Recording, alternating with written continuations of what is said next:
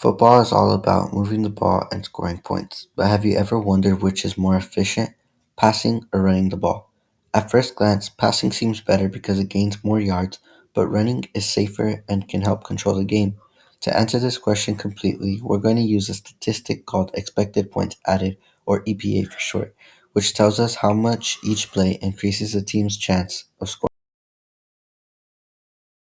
The formula for EPA is expected points added equals expected points after the play minus the expected points before the play, where expected points is the average number of points teams score from that game situation historically. The key idea to remember is that EPA is a descriptive thing, not a prophetic thing. So, what is EPA? Expected points, or EP, is the average number of points a team can expect to score from a specific situation. Based on historical NFL data, expected points added measures how much a play increases or decreases that expectation. If EPA is positive, the play helped the offense, and if EPA is negative, it hurt the team. For example, imagine a team has an expected 2.3 points before a play, and after a successful pass, the expected points rise to 3 and 8 tenths. The EPA for that play is 1.5. This means the play added 1.5 expected points to the team's chance of scoring. Running the ball is very predictable because if the ball stays in the running back's hands instead of being thrown through the air, this makes turnovers less likely. Running is also important for protecting a lead. By running the ball and keeping the clock moving, a team reduces the opportunities for the opponents to score.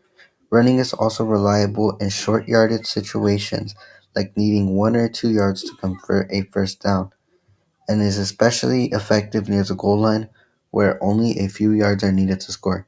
According to league data, the average EPA for running plays is slightly negative or close to zero, ranging from negative zero point zero 0.01 to negative zero point zero 0.06. But inside the red zone, when the team is close to scoring, EPA rises to positive zero point zero 0.01 to zero point 0.15. This shows that running is steady, low risk, and valuable for moving the chains and managing the clock. An important thing to remember is that strategy in the football game is also important, not just the math. Next, let's look at passing. The league is shifting to a more pass heavy league, with more and more teams opting to throw the ball. This goes against what old school coaches like to teach. Legendary college football coach Woody Hayes famously said, "Three things can happen when you pass the ball, and two of them are bad." While this makes it sound like passing is not a good idea, this statement shouldn't be taken at face value. Passing creates explosive plays. This is a key part of the game.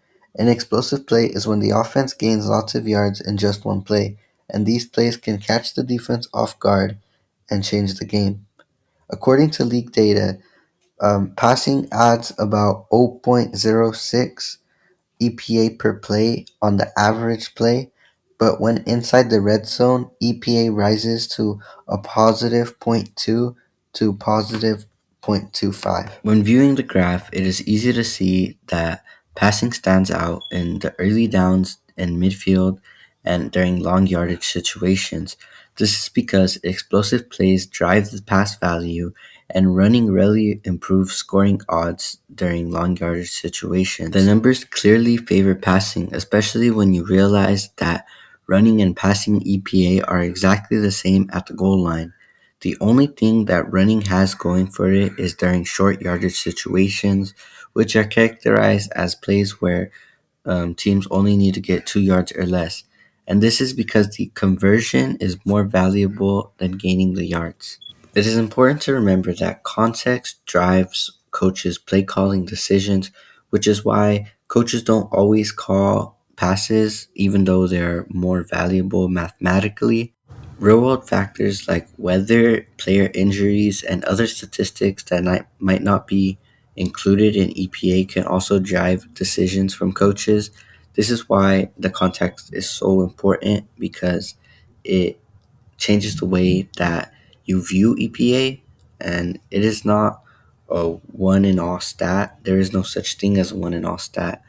All statistics must be combined with other statistics and analyzed so that they can be used most efficiently. So, which is more efficient overall?